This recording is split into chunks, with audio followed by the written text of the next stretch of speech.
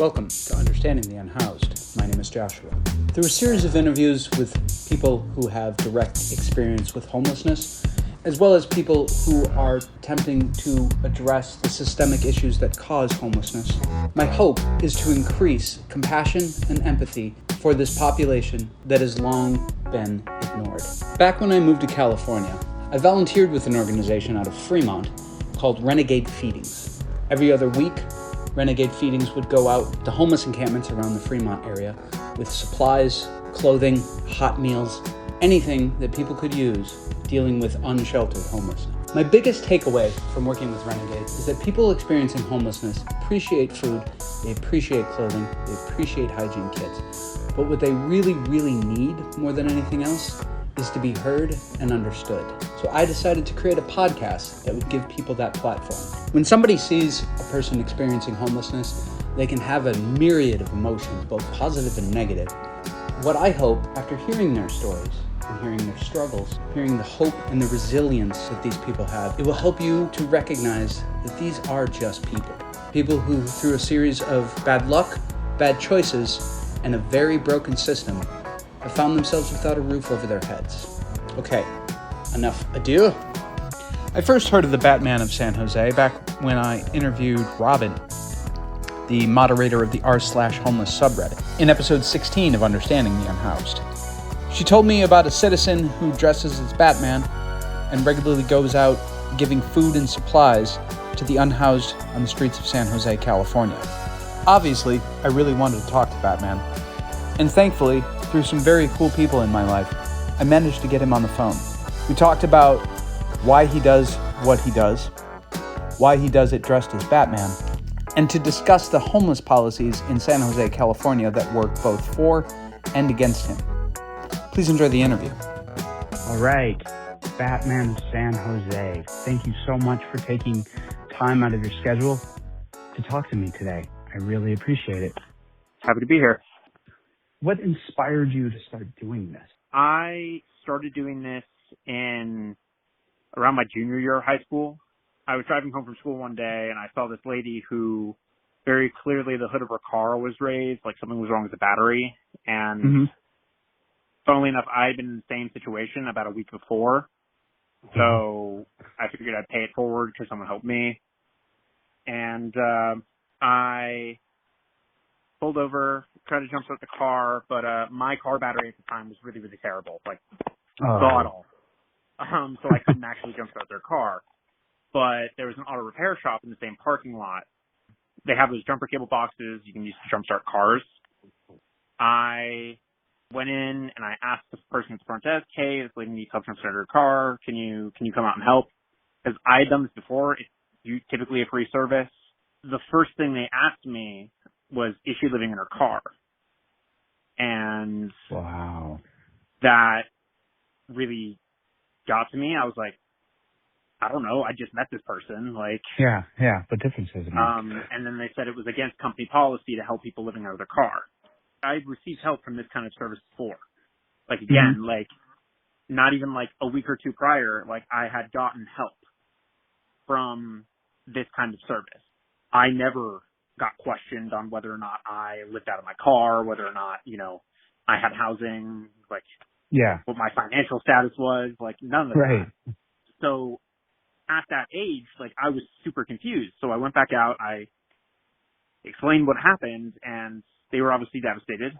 But to make a long story short, I tried to jumpstart the car again. And then after that failed, I proceeded to every 30 minutes or so politely go back in and ask the same question. Until the guy at the front desk was like, "All right, if you stop coming in, I will come out at the end of my shifts and jumpstart the car." I did. I caught him before he ducked out the back door, and literally took 30 seconds to jumpstart the car. It was really not that hard. Wow. And the thing that stuck with me was by the time, the car got jump-started and everything was resolved, the person who needed help was so thankful to, like, the point of tears and, like, thanking both myself and the person who had repeatedly denied them help for the past, I want to say it was like 3 hours at that point. I noticed in the face of the person at the front desk, I noticed when they stopped perceiving this person as a problem and started perceiving them as a person, Does that make sense? Yeah, absolutely. And this idea that people can see people but not really see people, if that makes sense, really stuck with me. So I wanted to do something that sort of forced people to pay attention to people in need. And my high schooler brain at the time was like, I have this costume, why don't I use this to force people to pay attention? So really it comes down to wanting to force people to acknowledge that we need to do more for people is really where this came from. At that age, so you were like, what, 17, 16, 17? Something like that, yeah. Where do you think that empathy came from in the first place? Like, that's deep. Like, I'm sure dozens of people could have had the same experience and never walked away with that resolution. I don't know, honestly. I think to me, what happened there, I mean, obviously I have empathy for the person that was affected, but it was also a combination of that empathy and then an anger against, for this system that treats people like they're nothing. And that frustration with that system really got to me. I think it was a combination of the two that really stuck out to me because I had done community service stuff before and I kind of for school and stuff like that.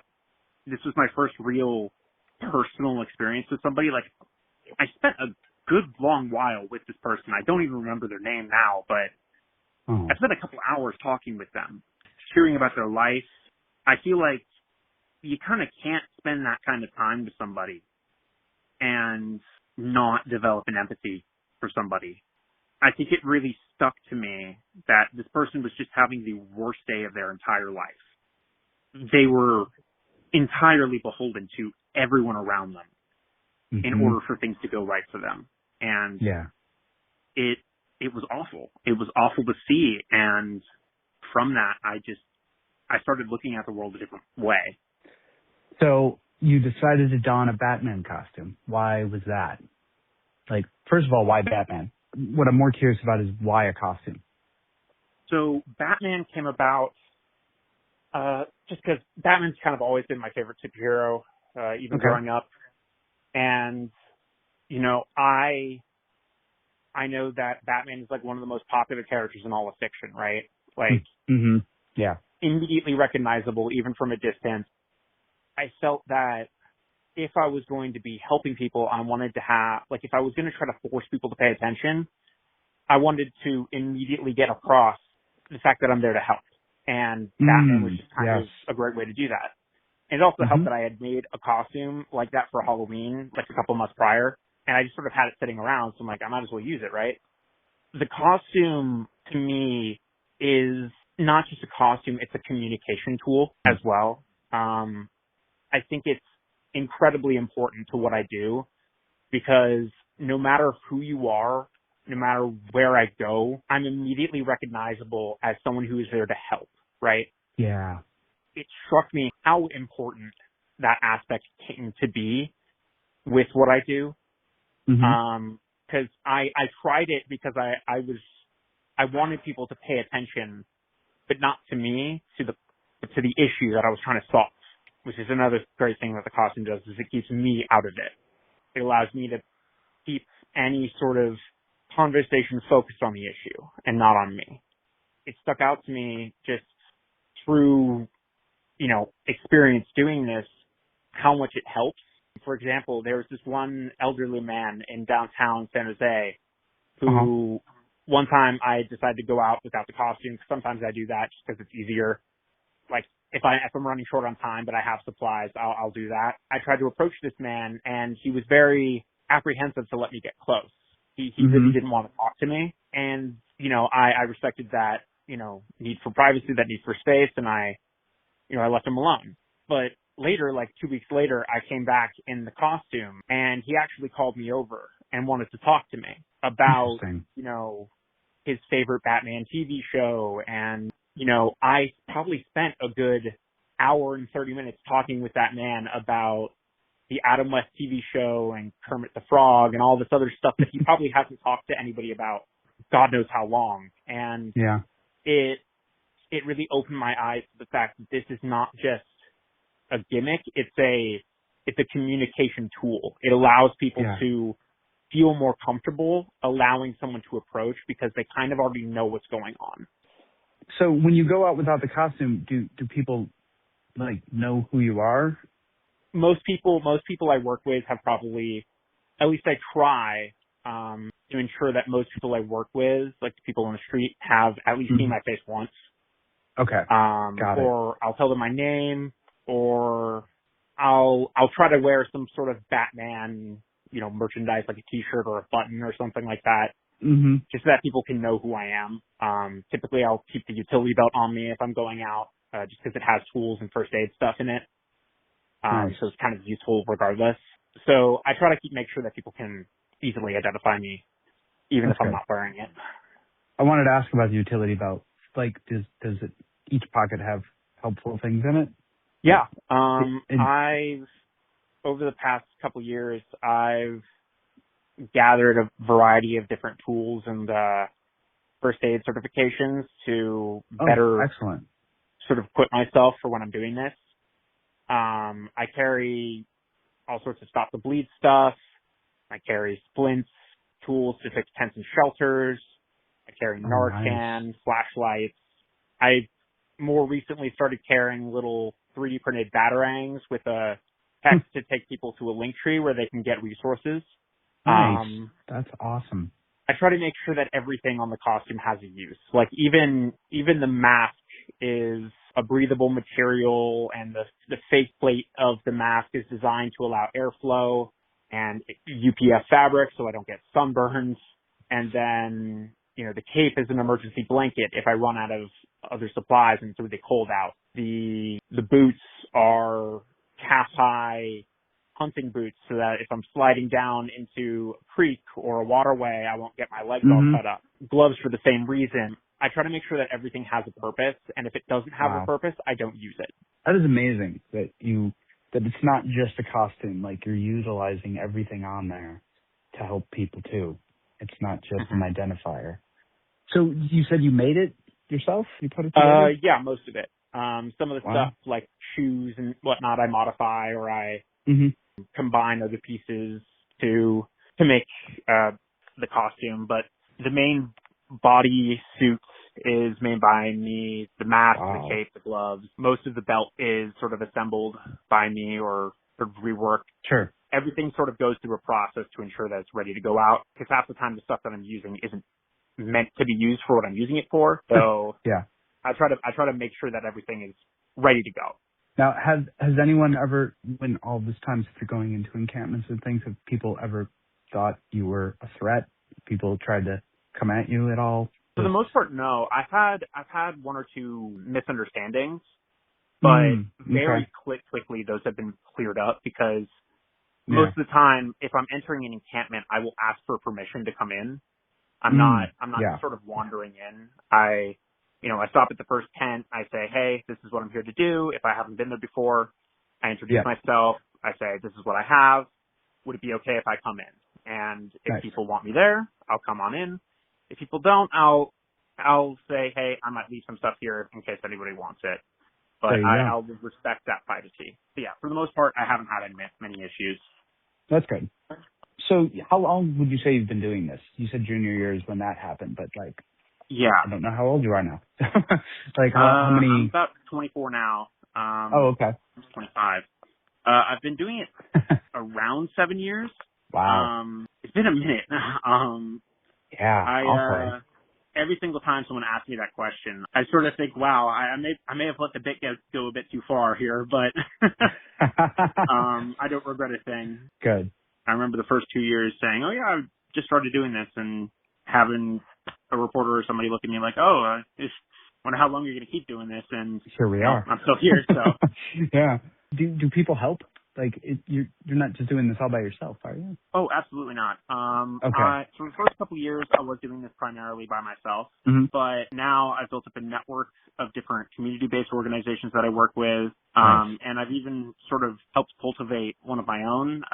It's called Bay Area Superheroes. It's sort of a collective of myself and a few other people who do mutual aid in costume. Wow. And we'll go That's out awesome. and work throughout the Bay Area, not just in San Jose. Okay, that was a question I was going to ask. If you do go outside of the San Jose, that's awesome. What other superheroes do you have in your group? In your We Justice have League? a few different people. One person goes by Crimson Fist, another Black Phoenix, and then Queen Bee. Okay. I would say our most consistent members. Nice. That's awesome. Mm-hmm. And how has the city responded to this? The city. Yeah. Yeah, you can probably get an idea of how they feel about me. I would say, by and large, most city employees probably don't hate me. Because really my issue with the city comes down to leadership. Since starting to do this, I've taken a much bigger interest in the policy side of things. Mm-hmm. Because I recognize that what I'm doing is sort of reactive to a problem that needs proactive solutions. Exactly. I've taken the time to actually study sociology and public policy. I minored in public policy in college, and nice. I've come to find that I'm quite disappointed with some of the city policies that have been put in place. Sure. And I regularly attend city council meetings to try and offer a little bit of insight into what people might be thinking from the street. I personally don't think the mayor of San Jose in particular likes me all that much, and I've said feelings mutual. I'm not too happy with him and how he conducts his policy, simply because I think it lacks an understanding of empathy. Yeah. And it quite often asks for accountability on part of the people experiencing this trauma, but does not offer accountability in return. You know, accountability is a two-way street, right? It's not a one-sided thing. So it's quite frustrating for people on the street where if they make a mistake, it could be jail time. But if a city employee hurts them or harasses them, if they get arrested, you know, for some reason that's not really valid or like doesn't have any backing on it, they don't face any accountability for those actions. I find quite often that policies that are meant to protect the rights of people who are on the street are not followed through and don't actually get put into practice. And it's incredibly frustrating for me, and it's even more frustrating for the people experiencing it, right? I'm sure. So I try to go and speak on their behalf because oftentimes people can't make it to these who are on the street because they're, you know, working or they have to stay with their belongings. Right. And I think that creates a bit of tension between me and the city, and I find it very unfortunate because I'd much rather work with them to come up with solutions. But more often than not, I find that there's a bit of animosity, and I think it's really unfortunate. I wish there wasn't this tension. But I'm going to stand up for the people who are most affected in this instance. So what changes are you hoping they would implement? And what changes have you seen them implement that have actually been positive, if any? Well, most recently, there was a city council meeting where they actually decided to rework how their disability accommodations for encampment sweeps work.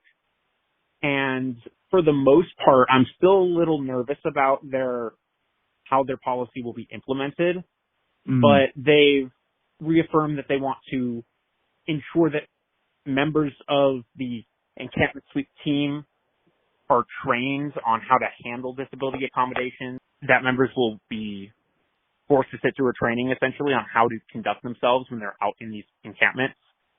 Man, I hope they stick to that. Yeah, me too. I thought that was a positive conversation. I don't know if there's enough substance behind it to go anywhere, but I really appreciated the city staff working on that policy. You know, I spoke in favor of the policy and said, you know, as long as there is an accountability process for both sides of this issue, I fully support having this sort of training, because I understand at a base level that encampments can't remain where they are sometimes. Yeah. Like, I understand there are environmental consequences that Sometimes there are people who are self-destructive and harm other people. But I find that we need to have an actual solution for that person, for those people. We can't just say you got to leave, like, and not offer a solution for people, because at that point we're playing whack-a-mole. We're not actually solving anything. We're just kicking the can down the road and killing people in the process, to be blunt. Yeah. You know, I think that quite often what this comes down to is order of operations. You know, we need to get people into some sort of supportive housing or, you know, some sort of accommodation where that people can safely stay before, you know, this forceful, aggressive policy is enacted, right? Because if people have somewhere to go, they're not going to be that upset if, you know, someone comes in and helps them clean up and move, right? But if they're just forcibly being removed and having all of their belongings taken and being treated quite frankly like animals, they're not going to trust that the city has their best interest in mind. And that's been the sentiment that I've gotten from a lot of people, is that they wouldn't mind moving if they had a place to go. What kind of things are you hearing from people? Like, what is the main frustration? So if I haven't been to a location before, I'll start with the basics, you know, food, some sort of soft snack food, water or juice or something like that, socks and blankets, if I can get them, like any other basic essentials I can get, like toiletries and whatnot.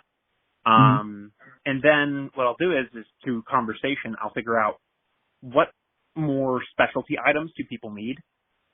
And if I can get those items, they could be anything from a tent to, you know, phone charger, all sorts of stuff. I'll try to take notes and bring those items by later, if I can. And really just, it's whatever people need. If I can provide it, I will try to do it. It isn't always easy to do that, but we try as hard as we can to provide that stuff. And we also provide harm reduction supplies. Like we'll pick up used needles and we'll provide clean ones, to stop the spread of disease. We will, offer fentanyl test strips. The way I look at it, I don't want people doing drugs. I don't want people, you know, using substances that are harmful to them.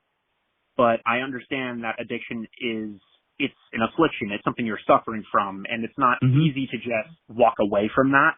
So in the meantime, while someone is trying to get help for that, they need to stay safe, and we need to be able to provide a safe way to reduce the risk of what they're doing. So we try to provide any and all harm reduction supplies that we can. Yeah, I mean, one thing that I've also found is a lot of people start taking drugs because they're on the street. Like, you got to stay up all night to protect yourself. Exactly, yes. It can lead right to that whole cycle. And if you can give them something that will help them at least do it safely. I mean, because you can't go out there and get them all. And that's something that I've found quite frequently as well. And it's something that I try to explain to people, but they don't quite understand. On a personal level, what is the emotional toll that this has taken on you? That is always a tough one. I think whenever I get this question, I try to respond with a story rather than, That's fine. It's hard to put into words exactly what this sort of does. And there are two instances that sort of inform how and why I do everything. And the first one being, back in 2020, I was distributing supplies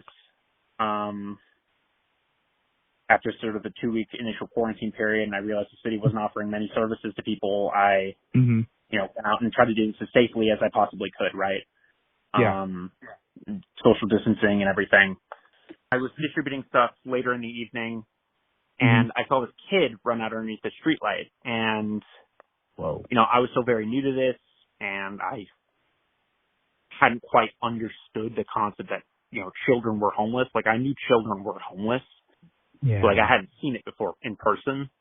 Sure. And I went up there and I tried to help as much as I could, and the kid was obviously very, very excited, and Right. I lost it almost immediately, obviously, but kept together enough to try and make the promise that I would do whatever I could to help them get out of there. At the time, really, really foolish of me, because the next story I'll explain, I don't make promises I can't keep. That's rule number one for doing this sort of work, is you do not make promises you cannot keep. And thankfully the story has a happy ending. About 2 years later, we managed to get them somewhat stable. They're still struggling a little bit, but they're inside and consistently inside enough that the kid can go to school. So I got invited to his kindergarten graduation. Oh, that's beautiful. Wow. I still get emotional every time I talk about it. I can understand. I love hearing that you've made that kind of bond with people. We still talk. I still regularly try to check in with them.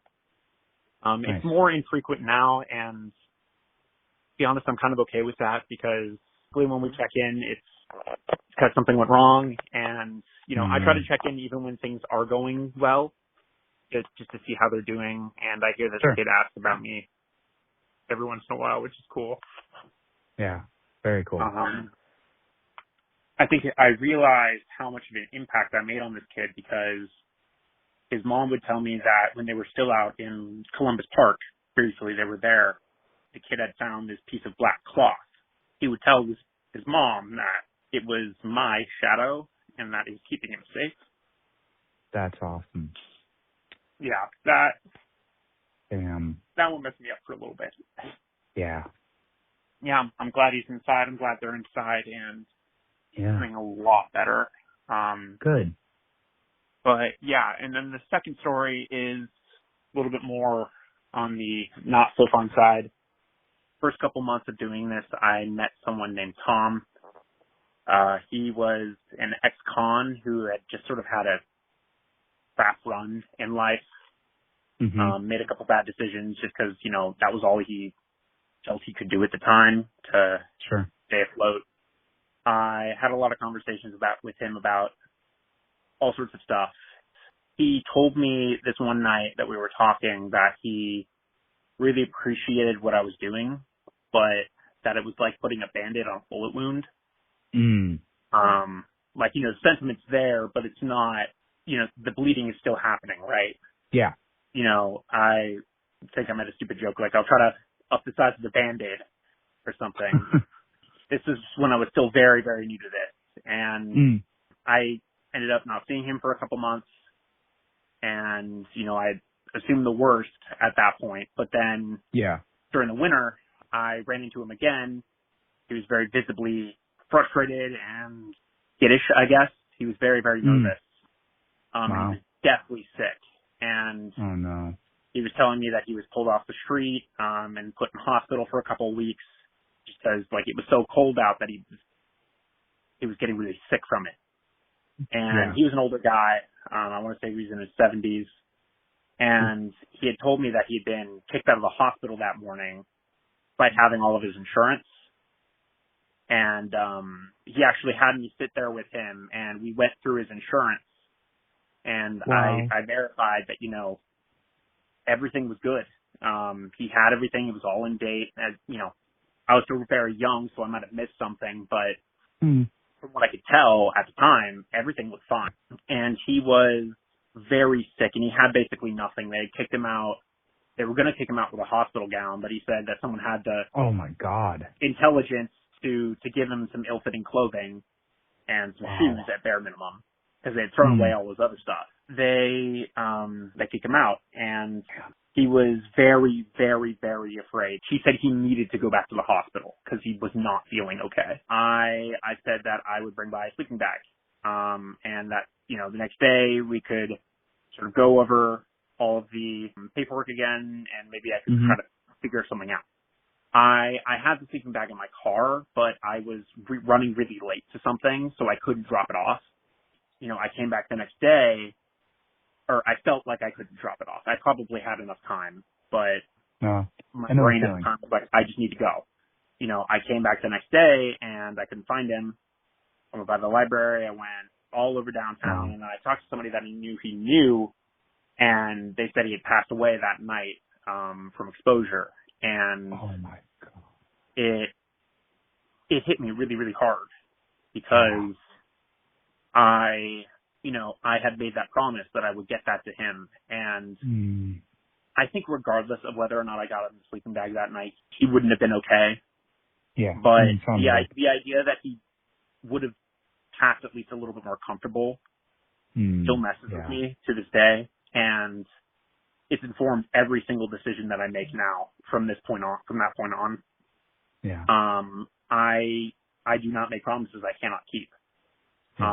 Because I recognize that if you make a promise and you fail, people might not die because of it, but they might pass less comfortable. It sticks with me. I still think about those conversations to this day, and I still think about people who have passed. And, more recently we lost a woman named Susie, who, sweetest old lady. She lived over by the Target office of Coleman, but then got moved in an encampment sweep, and then was pushed to a more dangerous location where she then got hit by a car. Oh my God. Wow. I visited her in the hospital, and she didn't make it, and it hurts. I still, every single time I drive by that corner or I walk by that corner, I expect to hear her call me over.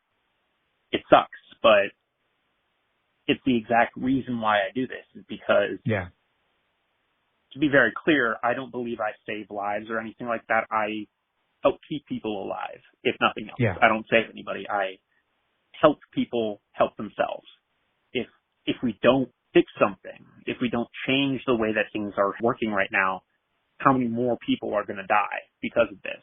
It sucks, but again, there's also the good moments. There's also the little wins that sort of keep you going. But to make a very long story short, it sucks, but it's important. So I keep doing it. It's very important. And I know I used to go out with a group in Fremont, and I would tell people, I hope I don't see you again, because I hope you get out of this. It's disheartening when you go out, you see the same people over and over again. But then when you don't see them, you jump to the worst conclusions. At least I do. Exactly. And so it can be a lot of heartbreaking work. And God bless you for doing it, man. Wow. What's the best thing you've seen happen doing this work? I mean, I would have to go back to the kid. Seeing that kid get to be a kid after having seen him fully aware of what's happening to him and know that it's wrong.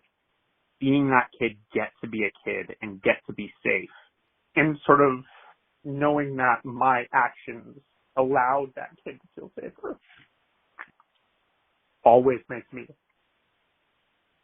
just immediately snap out of a negative attitude, because it is the most beautiful thing to have seen. Yeah. And, there have been other kids that I've come across and I've been able to help. And, I want to say that these parents are primarily doing most of the work. I maybe send money occasionally.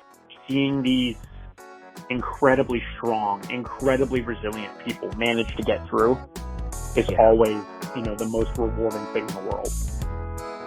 Hi again. Thanks for listening. Here at Understanding the Unhoused, I'm always trying to find new viewpoints, new people that I can talk to, new stories of what it's like to experience homelessness. So if you know anyone that has a story they'd like to tell, please direct them to understandingtheunhoused.org. There they can go to the contact button, reach out to us, and we can make things happen. I'm based out of San Francisco, California, and on a regular basis I try and go out with water, food, and supplies to help the unhoused in this city. If that is something that interests you, also please go to understandingtheunhoused.org and reach out. I hope after hearing these stories, you will walk away with a little more compassion, a little more empathy, and a better understanding of the unhoused.